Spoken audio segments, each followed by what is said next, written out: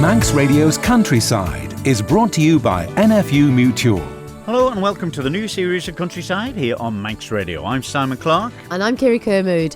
On Sunday, I went along to Red Gap to the Southern Vintage Engine and Tractor Club annual rally. And I went along to speak to Pam Goldie from the Manx Canine Cuisine to talk about the importance of diets in your pets and also how their range of raw foods was going. Well, firstly, Kirree, welcome. We've had a few weeks off, back in the rains now, and a few farmers busy out and about. And with this weather that we've had recently, that big dry spell, you remember back when, Yes. they got the silage all done before TT, a lot of it, I would think, this year. Yeah, the weather was amazing, wasn't it? Yeah, and of course now, a lot of the fields you're walking in, it looks like there's going to be a good second crop. There really is. I think everyone's been very grateful for the rain, but they're hoping it'll stop soon. But it's a bit intermittent trying to get the sheep sheared. I think that's been steady this year.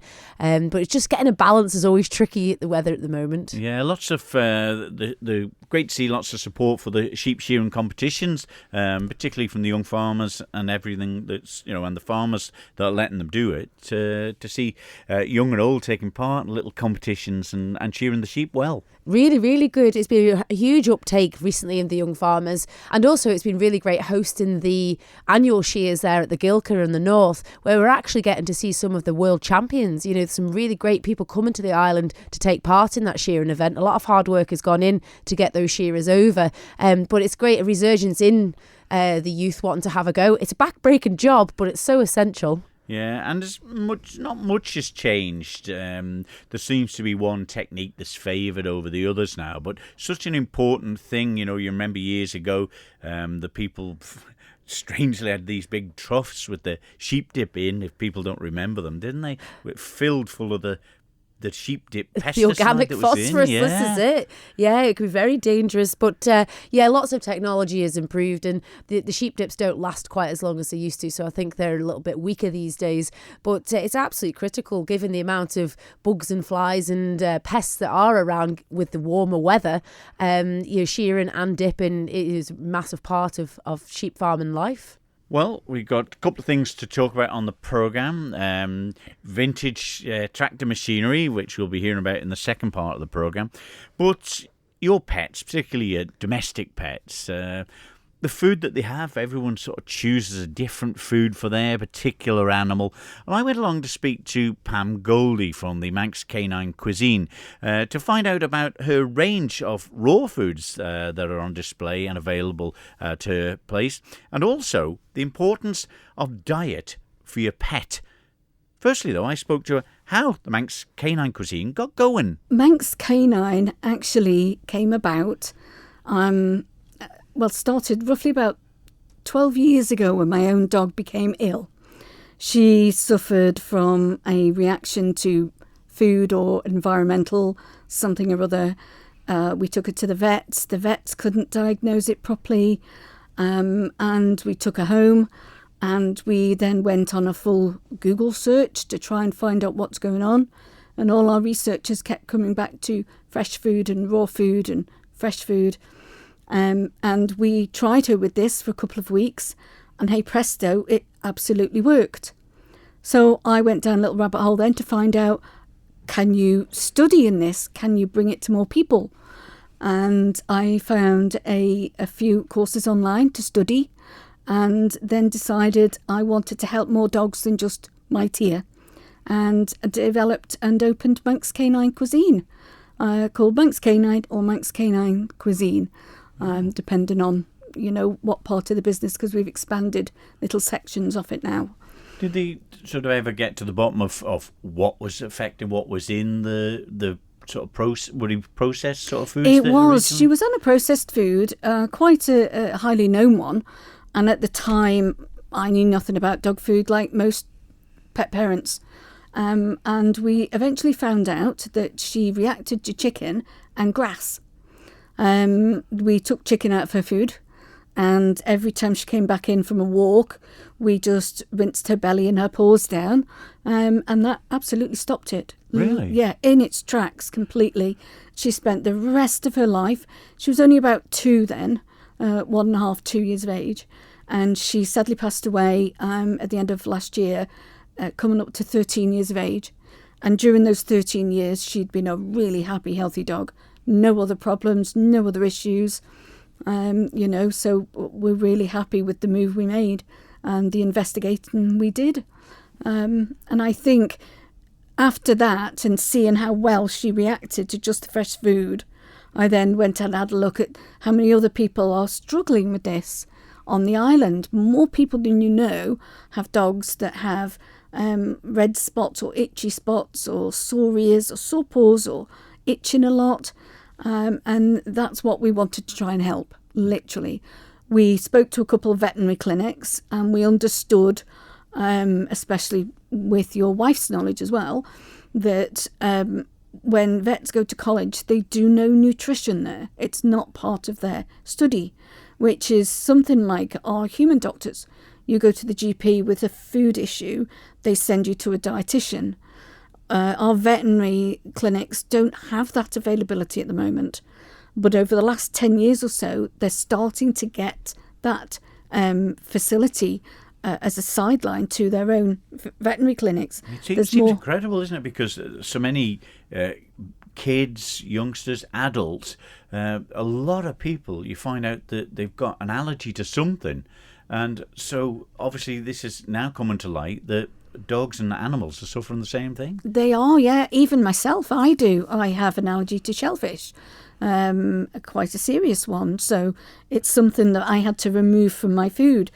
But I found out about it. My doctors helped me learn what it was and take it out of my food. So it's something I don't touch anymore. Thankfully, you don't get some of the foods I'm allergic to, oysters and things like that, in everyday food.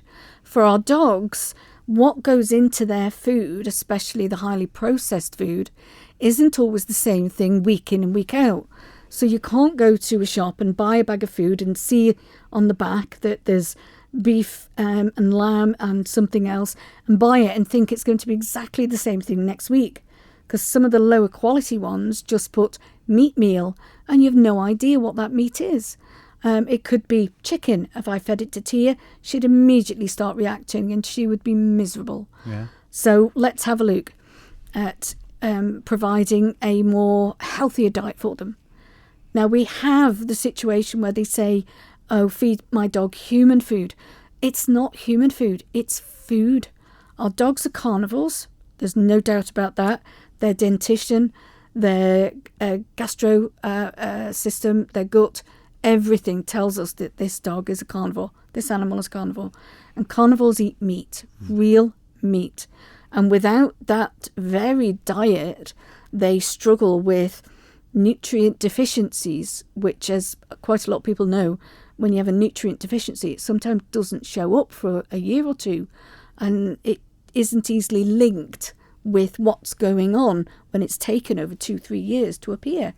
So it gets bypassed, and dogs are living half their lives in pure misery because their pet parents have no idea what's happening to them, and that their dogs are suffering from simply feeding them this food. So when you started this business, I mean, with the local produce that you're putting in them, how difficult was that to get in the door of sourcing meats and... Initially, Manx Canine was the first raw dog food manufacturer on the island. There wasn't one beforehand. And talking to the DIFA and some of the people at Alamon Meats and things like that, they really had no idea what we were, to be honest. Wasn't something they've come across before. They didn't know what the legislation was about it, what the regulations were, but we'd already got that bit covered. From hygiene and food, we followed human hygiene regulations in food, in kitchens, etc. For the rest of it, for food itself, I managed to get courses. I managed to become acquaintances of some of the world's best experts in canine nutrition. I found some software specifically designed to build raw diets, so all the nutrients were in there, and we went from there.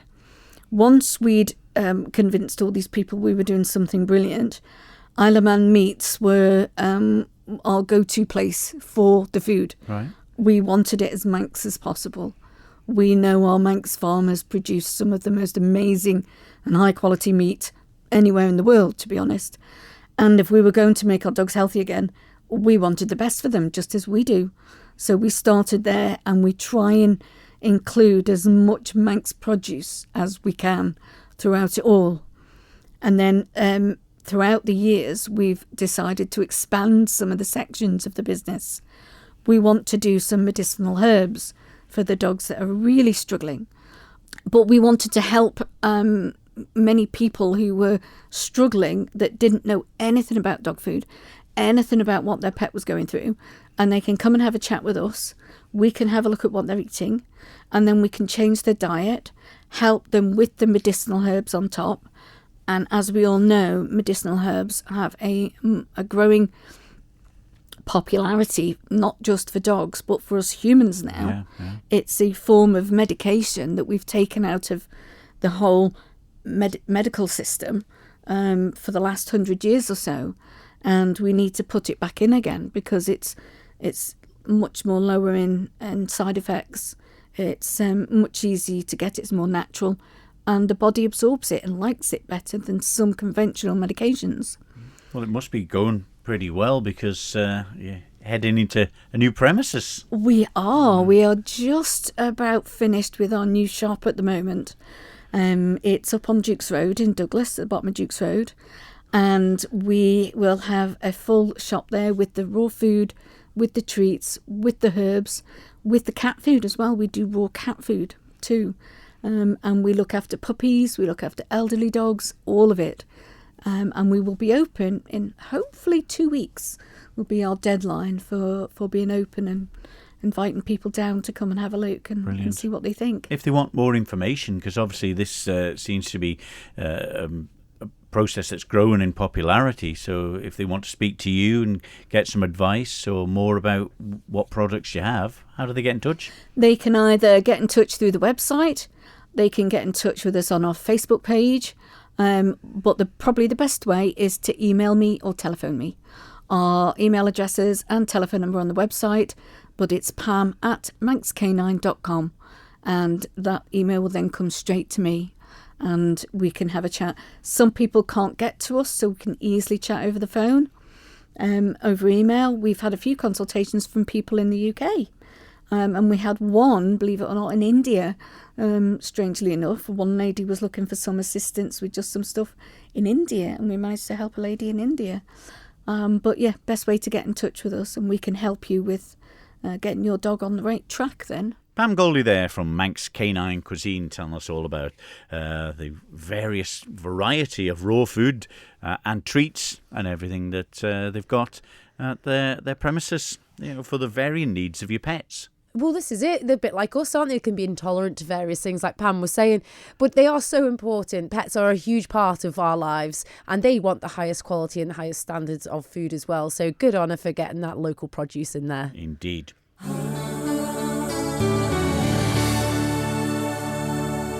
You're listening to Countryside here on Manx Radio with Kirree Kermode and myself, Simon Clark. Well, as we all have memories, and particularly people from the agricultural background who maybe grew up on farms, or their granddads or cousins, and they used to visit their farm when they were young, and the machinery back then was a little bit smaller and less powerful, but so essential to the farmers, and a lot of interest. It's still around about with the displays of said machinery, Kirree, isn't it? Oh, absolutely. This island puts on great shows, and at the weekend it was no different down there at Red Gap in Castletown for the Southern Vintage Engine and Tractor Club annual rally. So many people turned out despite the weather. I went along on a muddy Sunday, but it was great. Spirits were up, and I caught up with Bill Galley, the organiser. Well, Bill, there's a break in the weather at least, and there's plenty of people here at Red Gap this year for the show. Yes, indeed. Today's a much better day. The weather's with us today. It certainly wasn't yesterday. I mean, now there's people about, there's car parks full, so yes, we're doing all right. We've even had a run round the ring on the tractor, so yeah, it's good today, yes. And that said, Bill, there's plenty of exhibitors here. You know, there's lots to see. Yes, well, we've got 2 new exhibits here. We've got the craft and model tent, which we started last year, expanded on this year. It was an idea. We've got the heritage tent, which is a bit of everything. I was lent a fire truck from a fire cart from Courthouse Timber Yard. We've got the washing display and the steam packet display and a bit of everything in there. So there's something for everybody down here this year.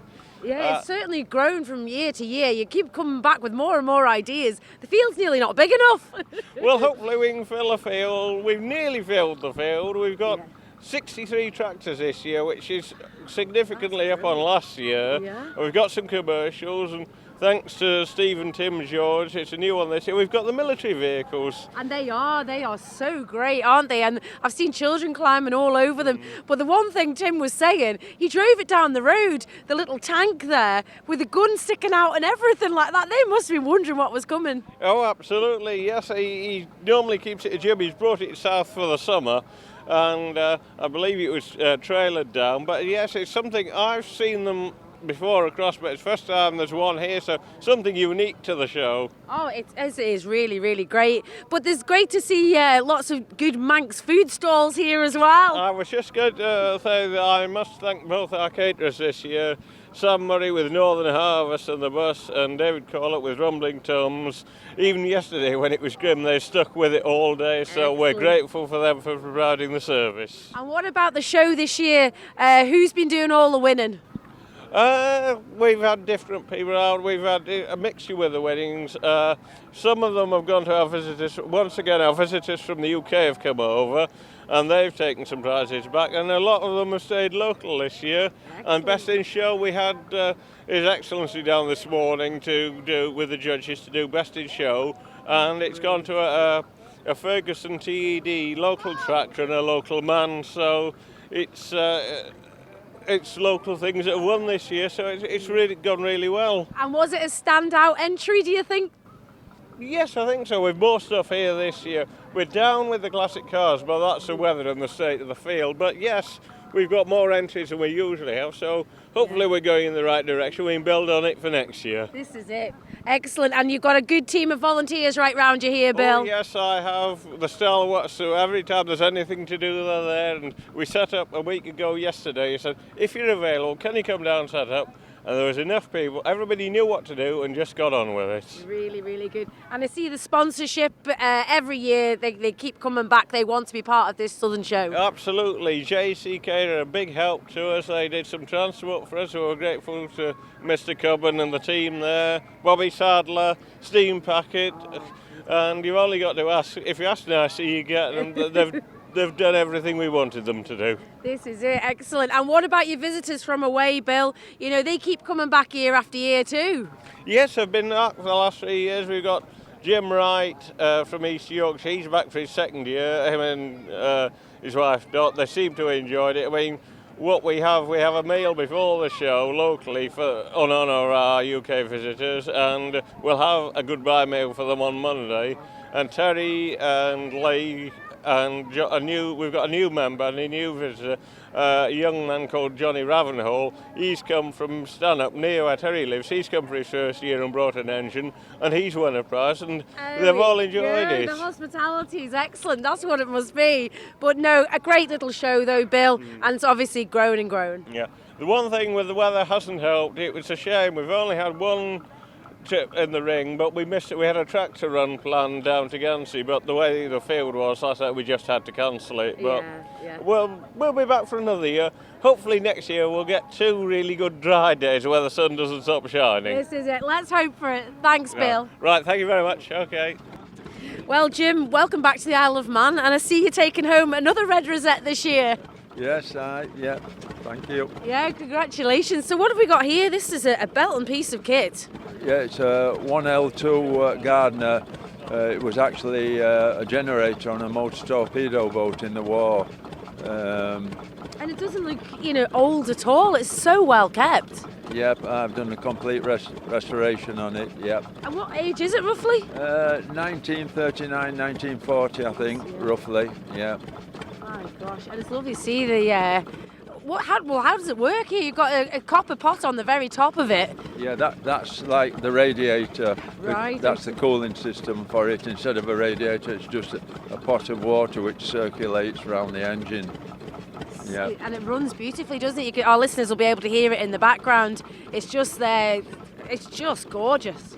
Yeah. And hopefully we'll get a photograph of it as well. So what brings you back to the Isle of Man, Jim? I used to race in the TT in Manx, Southern 100, so it's my second home over here. Oh, I see. And where did you get into this side of the job? It was a bit safer than riding the bikes. A bit less expensive, or maybe not? Yeah, a lot expensive. Yeah.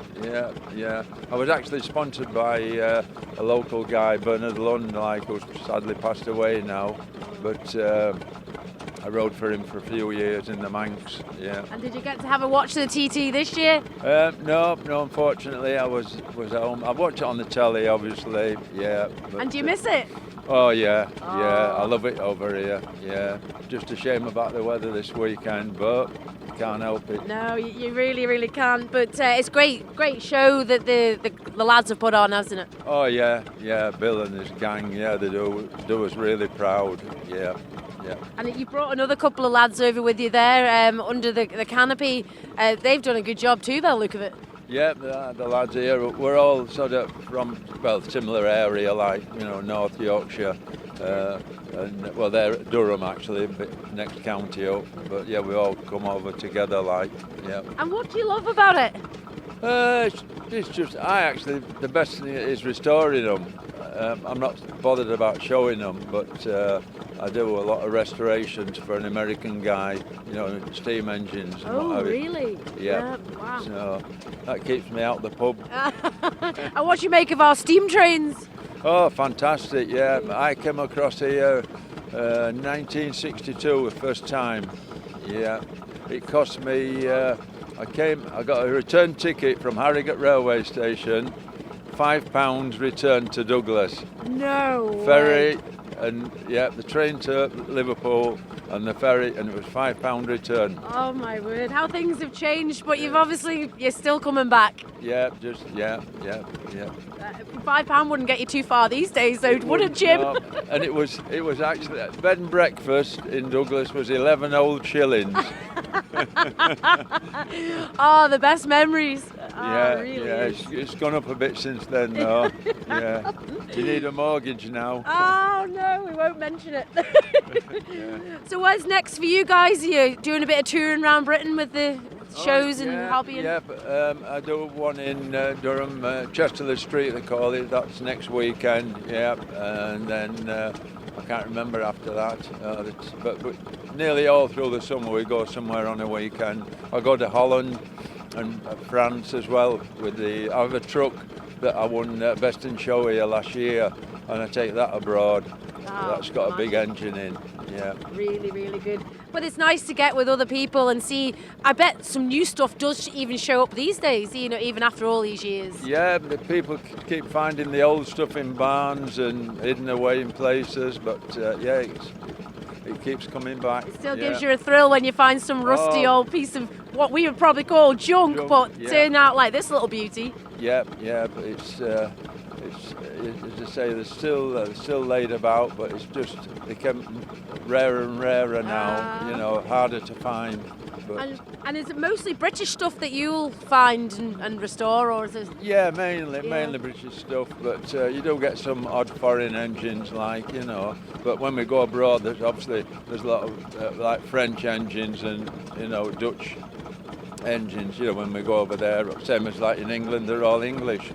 What's your favourite to work on? I don't know really. I have what they call Hornsby Ackroyd that came from Australia. It was made in England. Went to drive a sheep farm in Australia, and then was imported back, and that was 1903, so it's fair age, yeah. So, And do you just keep them at home, or do you have like a museum for all your bits? well, everybody calls it a museum, but But it's such a shame to leave them shut away. We get a great opportunity at this show each year to see what's about, and it's fantastic. yeah, but it's good, yeah. Brilliant. Anyway, well, congratulations, Jim. That's an absolute beauty. Well deserved, the red rosette. Thank you very much, thank you. Well, Derry Kissack, you've got a super shiny tractor here. Did you win a prize? It's nice to see you, Kirree. Yeah, we're here at the Southern Vintage Engine Club, Doctor's Meadow in Castletown. And no, I haven't actually won a prize because I didn't want to appear biased, and I knew the judges, so I said no, I won't be in the competition. But the tractor's a David Brown 950 Implematic. It was a 1960 model that came here in 1963 to the government property trustees, who had it at Government House at Bemmahague for its working life. And it was in a bad way, and through this last winter I've rebuilt it with the help of Bob Comish and John Cowley and Paul Quayle, PQ, and we got it all fettled up and resprayed, and you can see it back in its glory days. It does look well, doesn't it? Do you fancy that, Kirree? Oh, it's gorgeous. Would you like a little go on a... Aye. Take me for a spin round the main ring. You come out and see my tractor, I'll show you what I'm made of, Kirree. So what did you make of the judging? Did they get it right? Oh, I think so. It's been some serious judging here today, and John Lorimer, Sir John, and His Excellency and Lady Philippa Lorimer have been here, and it's been a really good day, apart from the weather, but it's picked up a bit now. And Plenty people about. yeah, there's a few people turned up, and been some good catering, and we're going for a lap of the track now, so I'll have to Okay. leave you now and go on the Excellent. microphone to do my commentary. There we go. But Thank so- you so much, Derry. So nice to see you, And you too. speak to you soon. Bye-bye. Cheers, Kirree. There we go. That was the organiser to begin with, Bill Galley, followed by Jim Wright, a visiting enthusiast and competitor, and there at the very end, Derry Kissack, telling us all about his new, New? not quite new, He's got it done-up looking like tractor. new, though, hasn't he? Oh, hasn't he Yeah. just? It is absolutely beautiful. But so much work had gone into that show, Simon. 90-odd tractors, as Bill was saying there, Yeah, all going incredible. around in the Grand Parade. Yeah, and when you look back at it, and we grew up, awesome. I'm not advertising in any way, but our farm was Massey Ferguson's. Other farms had all Fords, others Internationals. They always had their little favourites, and they all had little twerks. Oh, absolutely. And it's still the same there today. Right from the very biggest tractor to the smallest tractor, all different types of makes and models. But it's funny you should say that. Most farms, he's a Massey Mann or he's a New Holland Mann. Still to this day, they keep with the same brand. Indeed. Right, well, this is the first in this series of Countryside, so if you've got anything for the programme, we'd love to feature it if it's worthy in connection with the Countryside. Certainly you can email countryside@manxradio.com, or you can leave a message here at Manx Radio's reception 682 600, and we'll try and get back in touch with you as soon as we can, and maybe come around and have a chat with you for our next programme. Podcasts are available as well from manxradio.com. You can just type in your search Countryside or in the podcasts, or listen again, and you can download usually a little bit more content that we may have left in to make in the longer interviews. So please feel free to join in on the programme. That's it for this week, though. We're back next week at 5:30 with more from the Countryside. So until then, from me, Simon Clark, And me, Kirree Gurmud. we'll see you next week. Bye bye. Bye-bye.